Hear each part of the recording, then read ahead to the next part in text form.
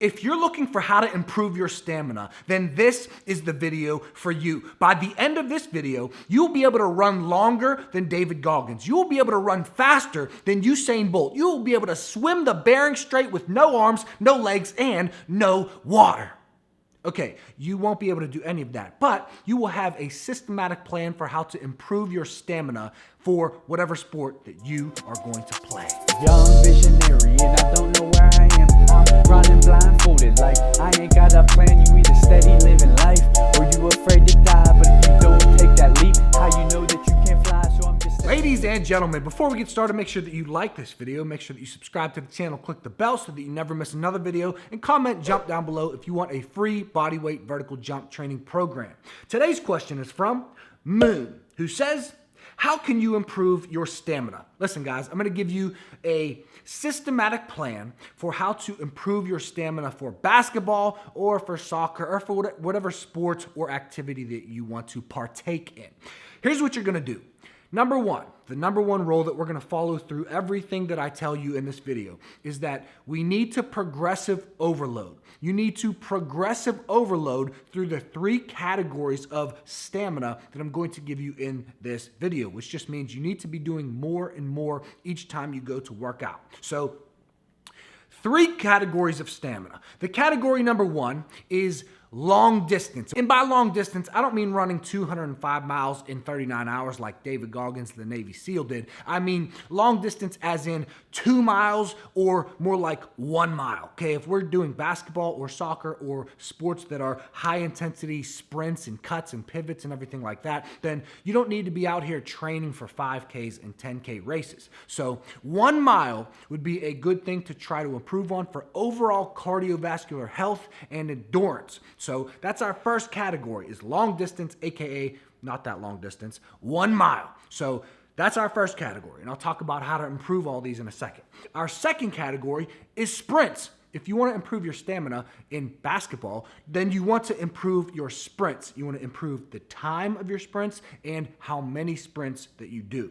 Then the last category is going to be agility work. You want to also progressive overload in agility work. So here's how we're going to plan it out. You're going to run 1 mile at least 1 time per week. You're going to do sprints at least 1 time per week. You're going to do agility work at least 1 time per week. If you want to do any of these twice per week, then you can do that as well. That would be even better results. So for 1 mile, you are essentially going to use a treadmill, or you're going to go outside and run your mile. And all that you're going to try to do is get faster each time. Just try to PR, get a little bit faster, a personal record each time that you run 1 mile. So I would set a goal for that mile. Maybe you want to run a mile in 10 minutes, which is, kind of slow.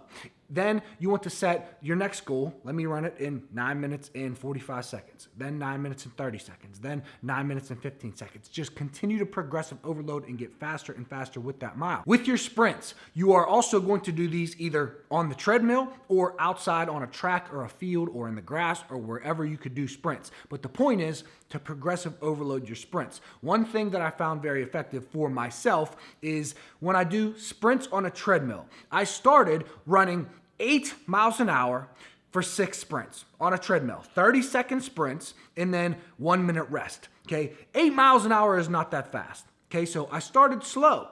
And then the next time that I went to do sprints, I did 8 miles an hour and I did 7 sprints. Then I did 8 miles an hour and I did 8 sprints. Then I did 8 miles an hour, 9 sprints, 8 miles an hour, 10 sprints. Once I got to 10 sprints, I went back down to 6 sprints, but I did 9 miles an hour. So I did 9 miles an hour for 6 sprints, 9 miles an hour for 7 sprints, all the way to 10. Then once I got to 10, I did 10 miles an hour for 6 sprints, and then 7 sprints, 8 sprints, 9 sprints, 10 sprints. And then I went to 11 miles an hour, did all the sprints, 12 miles an hour, did all the way until I got to 15 miles an hour, 10 sprints. Okay, so the point is to continually progressive overload. So that was on a treadmill. That is something that I did that was very effective. If you want to go outside and do your sprints, what I would do is either increase the distance of your sprints or increase the speed of your sprints, try to get faster every single time, or both. Okay, so now we have our overall general cardio, which is our 1 mile once a week or twice a week. Then we have our sprints once a week or twice a week. Then we have our agility work. And you could do agility ladder, you could do cone drills, you could do whatever you want to do for your agility work. Do the agility exercises that you like best. Comment down below if you want me to make agility exercises for basketball players, etc. But you want to progressive overload through your agility work as well. So if you're doing a cone drill, you either want to try to go faster or improve the distance of the cones. If you're doing the agility ladder, you want to try to go a little bit faster or just do some extra sets for the agility ladder. So this is your plan to improve your stamina for basketball players. Okay, so 1 mile run, try to always get faster with your 1 mile run. Sprints, try to always get faster with your sprints or increase the distance of your sprints.